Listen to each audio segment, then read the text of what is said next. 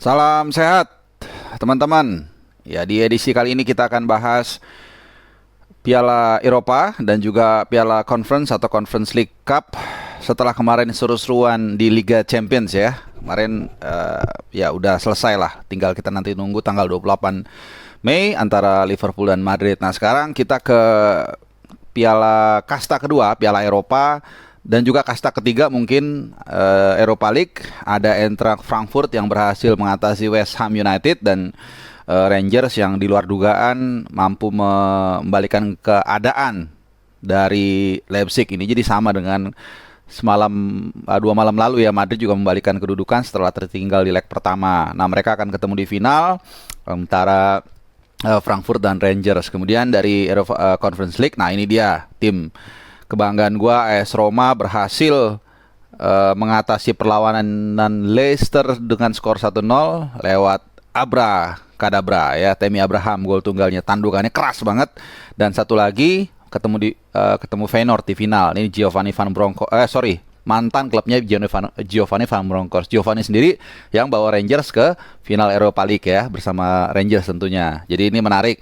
Nah, tapi sebelum kita ke masing-masing semifinal tadi yang gue sebutin, gue akan sedikit 1 menit, mungkin maksimum 2 menit, mau memberikan standing point gue ya terkait dengan Conference League. Ini kalau dulu mungkin lu inget di awal di 90-an sampai 2000-an awal kalau nggak salah, itu dulu masih ada 3 piala juga sama kayak sekarang ya, Champions, Liga Champions, kemudian UEFA Cup, Piala UEFA, dan Winners. Nah, dulu mungkin kalau gua nggak salah ya, levelnya UEFA Cup ini seperti Europa League, Winners atau kebalikannya ya, Winners seperti Conference League. Intinya sama lah, ada tier pertama, Champions League, kedua, dan ketiga. Dan gue pribadi sangat mengapresiasi dimunculkannya Conference League. Kenapa?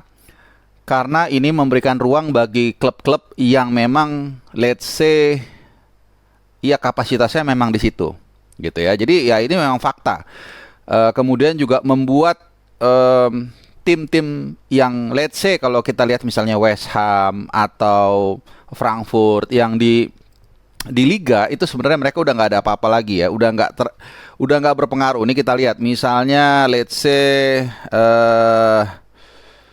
Frankfurt itu sekarang peringkat 11 kalau nggak salah ya. Ya, peringkat 11. Dia degradasi juga nggak bisa, kemudian ke zona Eropa juga manjat juga nggak bisa. Nah, sekarang cuma dengan adanya Europa League atau Conference League ini membuat mereka masih tetap ada gairah sampai akhir musim. Dan outputnya lu lihat ya, bagaimana kalau gua nih sebagai orang yang suka bola itu ngelihat passionate dari fans Frankfurt ini luar biasa ya. Waktu di Barcelona kita masih ingat bagaimana mereka di perempat final ya kalau nggak salah, mereka menginvasi Camp Nou dan itu jadi berita besar. Dan mereka mendukung juga dengan sportif, putih itu Camp Nou. Kemudian kemarin juga di Frankfurt juga begitu pertandingan selesai mereka menyerbu lapangan. Buat gua ini sesuatu yang menarik ya. Jadi kalau nggak ada Europa League atau Conference League, maka hal-hal seperti ini nggak akan kita bisa lihat. Bagi fans seperti Leicester, bagi mungkin seperti Roma, West Ham, atau Rangers, atau Leipzig, atau Feyenoord, yang memang tadi gue bilang nggak terlalu banyak harapan di Liga, sehingga mereka kita lihat sampai akhir musim mereka masih bisa passionate, masih bisa traveling. Ya buat lu yang pernah merasakan atau melihat bagaimana gairahnya travel fans ini luar biasa ya. Mereka terbang atau jalan ke kota negara yang lain, kemudian mereka bisa mendukung timnya. Ini sesuatu yang pengalaman spiritual lah yang memang ya disediakan wadahnya sama UEFA. Dan pada akhirnya mungkin di akhir musim hanya mungkin ada sedikit tim yang tidak punya kepentingan lagi. Artinya mereka tidak berjuang degradasi. Ini kan kalau kita lihat mungkin 5 tim, 6 tim, mungkin 7 tim itu masih berjuang degradasi, masih seru. Demikian juga di papan atas sama papan tengah atas, masih berjuang untuk juara dan juga masuk zona Eropa. Mungkin yang di tengah-tengah banget ini yang ada 2-3 tim yang benar-benar ya udah nggak ada kepentingan lagi di liga, nggak bisa juara, nggak degradasi, dan juga nggak ada piala tersisa ya. Jadi itu sedikit roundup begitu terkait dengan piala-piala yang ada ini memang membuat bergairah ya, begitu banyak harapan yang diberikan oleh UEFA. Ya terlepas dari apapun itu UEFA ya. Nah kita langsung ke pertandingan. Sorry gua agak lama tadi sedikit. Kita mulai dari Europa League dulu. Mulai dari ya Europa League dulu deh. Ya ini Rangers dan Leipzig. Sekali lagi ini pertandingan yang nggak mudah sebenarnya ya. Karena di pertemuan pertama ini Rangers kalah 1-0. Ya kemudian kemarin mereka juga ya memang mereka sempat unggul 2-0 tapi sempat disamakan menjadi 2-1 oleh Christopher Nkunku. Jadi mereka unggul lewat gol James Tavernier, gue juga nggak tahu nih siapa. Terus Glenn Kamara 24 menit. Lalu ada memperkecil kedudukan ya Christopher Nkunku menit 70. Ini membuat pertandingan bisa dilanjutkan dengan extra time, tapi ada gol dari John Lundstram di menit ke-80. Nah, ini yang menarik. Kenapa? Karena gue masih ingat berapa tahun lalu waktu dia masih main di Sheffield United. Ini sejatinya pemain ini seingat gue pemain belakang. Kemudian dinaik posisinya didorong ke depan sama Chris Wilder ya kalau nggak salah pelatihnya Sheffield waktu itu. Kemudian jadi banyak gol. Dan musim itu gue ingat kalau nggak salah tuh 2019-20 ya kalau nggak salah ya. Ya sekitar segitulah. Waktu mereka baru promosi. Itu dia bikin 5 gol. Sehingga banyak pemain fantasi Premier League seperti gue itu yang pada beli dia. Karena posisinya lebih ke depan dan lebih sering mencetak gol ataupun assist ya. Nah dia menjadi match winner. Ini di menit ke-80 ya. Sehingga lagi-lagi ini prestasi dari Giovanni Van Bronckhorst, karena dia juga dulu seingat gue mengawali karirnya di Rangers dulu ya, mulai dikenal orang sebelum tentunya dari Feyenoord ya, ini karena kota kelahirannya. Kemudian dia dibeli Arsenal, Barcelona dan seterusnya, dan sampai di akhirnya mencetak gol indah ke gawang Uruguay ya. Nah nanti akan final di Sheffield ya, melawan Frankfurt tentunya 18 Mei. Jadi biasanya nih final ini Europa League itu 10 hari sebelum final Liga Champions. Jadi Liga Championsnya 28, Europa League finalnya tanggal 18 ya. Nah itu dari Rangers Leipzig. Kemudian lawannya tentunya nih yang tadi gue bilang Frankfurt dan West Ham. Ya kegagalan West Ham ini memang agak disayangkan publik Inggris karena menggagalkan rencana All British Final ya, yang tadinya sudah menunggu di ujung sana Rangers. Ini kan Rangers tim British ya. Kemudian West Ham gagal dan ya memang nggak mudah ya untuk melawan, karena gini, pertandingan di level second tier, third tier ini dalam banyak hal baik di liga maupun di piala itu biasanya lebih banyak mengandalkan semangat ya, militansi, dan ini yang jauh lebih dimiliki oleh Eintracht Frankfurt. Walaupun memang dalam fase seperti ini biasanya tim-tim itu sudah full power. Ya kita lihat kekuatan yang diturunkan oleh David Moyes ini benar-benar kekuatan terbaik yang mereka punya ya. Michail Antonio, walaupun Michail Antonio ini agak turun penampilannya beberapa bulan terakhir. Kemudian juga Bowen bagus, tapi setelah habis balik cedera juga nggak terlalu maksimal. Ya kemudian di tengah belakang Declan Rice dan Soucek seperti biasa lah. Masalahnya di pertandingan ini mereka dari awal mengawali cukup intens ya, bermain terbuka. Gue juga nonton kebetulan, tapi gue ganti-ganti itu antara AS Roma Leicester dan West Ham Frankfurt. Bahkan juga Feyenoord gue nonton juga, tapi sedikit-sedikit lah, Feyenoord nggak banyak. Jadi titik baliknya adalah ketika ada kartu merah dari Cresswell ya, di awal-awal pertandingan banget, di menit ke-19 malah ya. Dan ini agak ada satu catatan, karena ini kartu merah kedua dia dalam 1 bulan terakhir di Piala Eropa. Waktu lawan Lyon lu juga inget, dia juga kena kartu merah. Dan setelah ya menit ke-19 kartu merah, tentunya ini nggak mudah ya untuk bermain lawan tim yang gue bilang tadi sangat militan dan mengantongi defisit 2-1 di Olympic Stadium ya di London. Ya sehingga akhirnya Frankfurt pelan tapi pasti diambil inisiatif, dan akhirnya nggak lama ya, mungkin selang-selang 5 menitan lebih lah, itu mereka mampu unggul lewat Rafael Bor. Nah ini menarik karena asisnya itu dia dikasih kipasnya itu sama Knauf ya. Ini striker juga,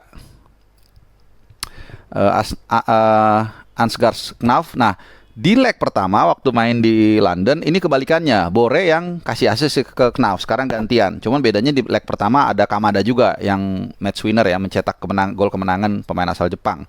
Jadi ganti-gantian nih si Knauf sama si Bore. Eh, Pertanyaan pertama si Knauf yang golin, Bore yang ngasih umpan, sekarang gantian. Nah udah apa namanya 1-0 dengan main unggul satu pemain. Kemudian juga ada insiden David Moyes ya, gue lupa menit keberapa, kayaknya udah mau akhir-akhir itu. Pas gue lihat kan ganti-ganti tab, loh kenapa tiba-tiba David Moyes kayak murka lah gitu, nendang bola atau apa gitu. Kemudian kartu merah, ya udah selesai lah, susah, karena kalaupun bisa menyamakan kedudukan yang lolos Eintracht Frankfurt. Nah ini prestasi yang sangat luar biasa ya buat Oliver Glasner. Tahun pertama dia langsung bisa membawa timnya ke final Europa League, jalan menuju atau OTW Liga Champions. Nah ini gue juga lupa menyebutkan ya.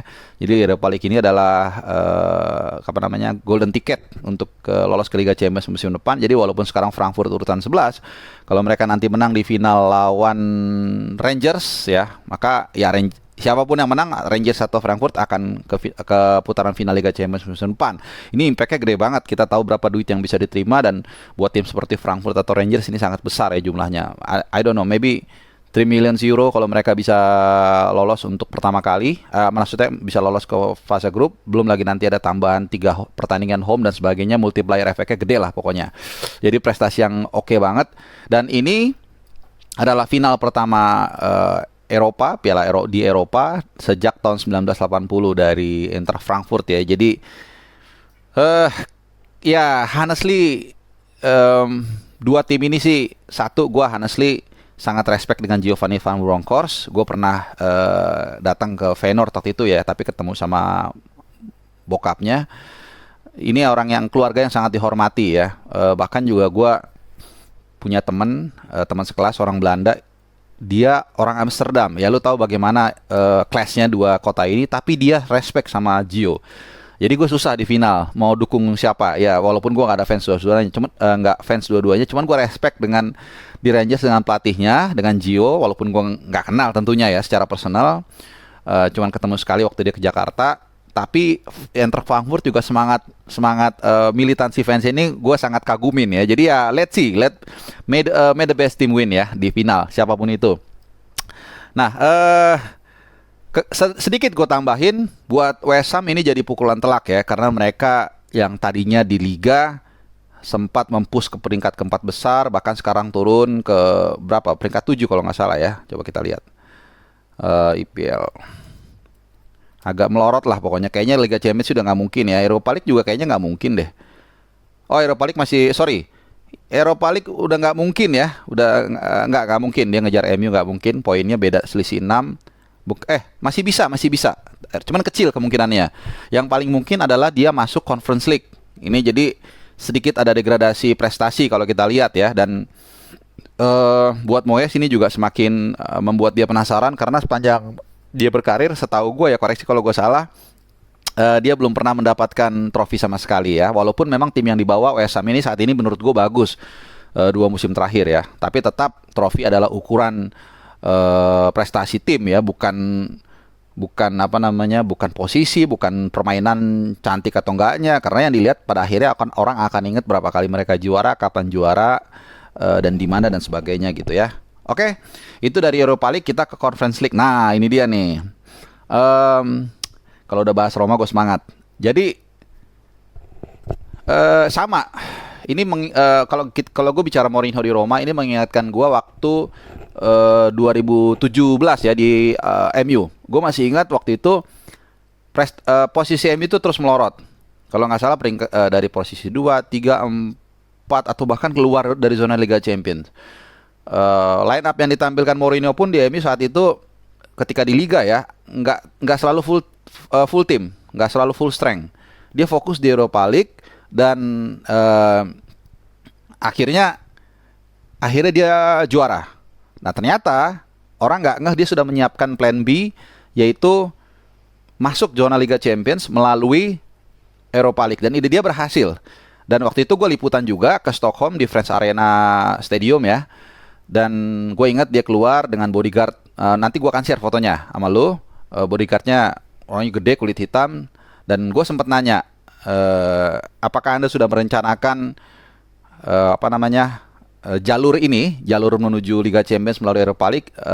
Intinya dia cuma senyum, intinya dia ngeles, dia cuma bilang gini, seharusnya Anda sudah tahu dari dulu gitu. Jadi ya memang iya ternyata. Nah ini yang juga akhirnya mengingatkan gue ke AS Roma. Ya di Liga dia push terus memang. Ya tapi kita tahu mereka gagal ke Liga Champions, dan banyak juga nih yang nyung-nyung gue soal gue kalah taruhan. Nah itu biasa aja, karena kadang gue menang, kadang gue kalah, itu biasa. Yang penting jalur AS Roma untuk ke Europa League paling nggak musim depan ini akan coba dirajut oleh Mourinho melalui Conference League. Ya walaupun belum selesai ya, masih ada chapter terakhir. Mereka akan berhadapan dengan Feyenoord. Ini juga nggak mudah. Feyenoord juga militansi luar biasa. Cuman memang ya ini adalah plan ya yang dilakukan oleh Mourinho, yang diambil oleh Mourinho, dan line up-nya juga kita lihat. Ini kita akan lihat line up. Kemarin begitu lihat line up, wah ini memang kalau udah semifinal itu udah nggak ada main-main lagi ya. Jadi Mancini, Smalling, Ibanez, ini 3 back yang so far ya the best lah yang ada. Kemudian Karsdorp kanan, Zalewski kiri. Nah ini yang Zalewski berkali-kali gue bilang di pramusim gue nonton ini Zalewski bagus, tapi gue selalu bingung kenapa bukan dia yang dipasang. Instead dia pasang Vina atau Caliofori ya, kalau nggak salah yang muda itu. Oke lah, kalau yang muda kan memang masih terlalu muda dan dipinjemin sekarang kalau nggak salah. Tapi Matias Vina sih menurut gua nggak banget.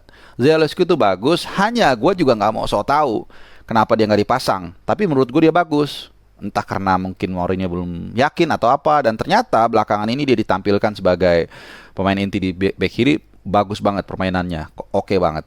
Nah kemudian Cristante dan Oliveira ini juga sama, dan Zaniolo, Pellegrini, Abraham di depan. Nah Abraham kita lihat ya, sejak awal Mourinho menekan dan banyak mengandalkan bola-bola mati, corner kick dan sebagainya. Smalling berapa kali sundulan tapi nggak kena, dan akhirnya datanglah gol itu menit 11. Ini awal-awal banget dari Tammy Abraham, tandukannya kenceng banget ya.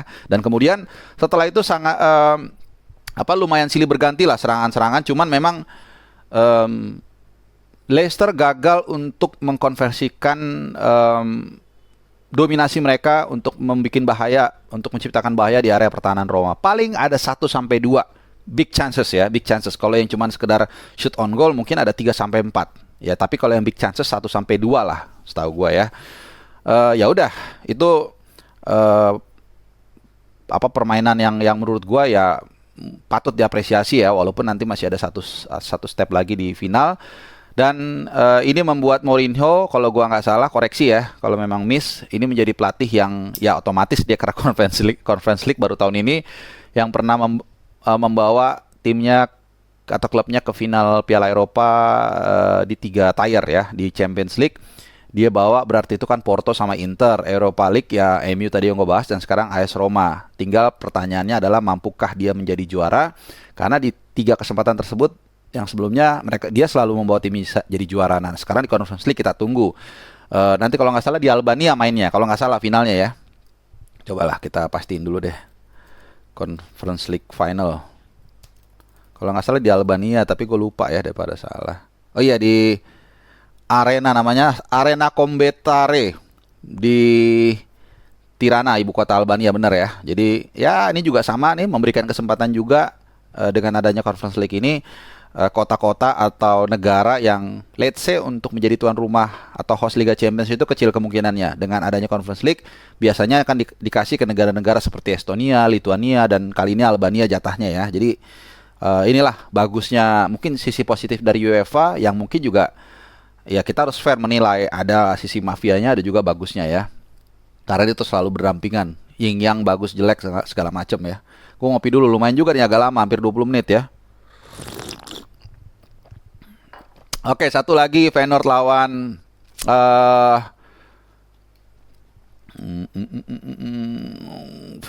Marseille Feyenoord ya, 0-0. Ini gue cuma bahas dikit terkait dengan pemain yang ada di dua kubu ya, seperti video gue terkait di semifinal yang pertama. Ini gue menyinggung soal aroma The Gunners ya. Masih tetap sama, ada Saliba, pemain pinjaman Arsenal di Marseille, dan juga Guendouzi. Ini pemain yang selalu gue berikan apresiasi. Ini bagus banget Guendouzi, cuman memang nggak tahu ya, musim lalu kayaknya Arteta nggak terlalu impress dan dipinjemin, it's okay juga. Lumayan berkembang dia di Marseille. Dan juga sekarang lini tengah Arsenal juga agak lagi lumayan ya, sehingga mungkin pas dia dipinjemin ke Marseille. Kemudian Saliba juga terus berkembang, paling nggak minimal dapat minute play lah. Dan di Feyenoord ini ada Reiss Nelson ya, ini anak Hell End juga kalau nggak salah dia jebolannya. Iya, Hell End juga benar. Ya, ini dipinjemin juga. Ini lahirnya anak Elephant and Castle. Ini ada daerah di London Timur lah. Anak London asli intinya ya. Lagi dipinjemin. Ya mudah-mudahan dia bisa berprestasi mungkin ngegolin nanti di final, tapi tetap kalah timnya.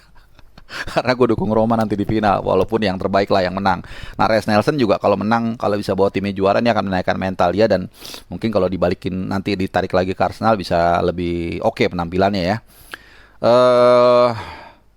Ya, mungkin itu aja sih round up dari semifinal Europa League dan juga Conference League. Jadi kita lihat nanti di final. Conference League kapan finalnya ya? Coba kita lihat 2002 Conference League final. Tanggal 26 Mei. Oh, jadi gini, 18 Mei itu Europa League final, 26-nya Conference League final, 28-nya Champions League final. Jadi 26 tuh hari Kamis. Kamis tanggal 26 tuh final Conference League antara Roma menghadapi Feyenoord ya. Oke lah, itu dulu untuk video kali ini. Sekali lagi terima kasih udah nonton video gua. Seperti biasa, yuk kita diskusi di bawah kolom komen, gak gua offin. Silakan bisa bicara diskusi apa aja. Kalau ada yang oke, nggak oke juga akan gue balas ya. Oke, makasih udah nonton, makasih juga untuk yang selalu subscribe, dan sekali lagi jangan lupa nih nyalain loncengnya supaya kalau ada video-video terbaru lu nggak ketinggalan. Karena gue sering banget upload video random, kadang-kadang siang, kadang-kadang sore, kadang-kadang malam, kadang-kadang bahkan subuh setelah pertandingan gue langsung ngeluarin ya. Oke, salam sehat ya, ciao.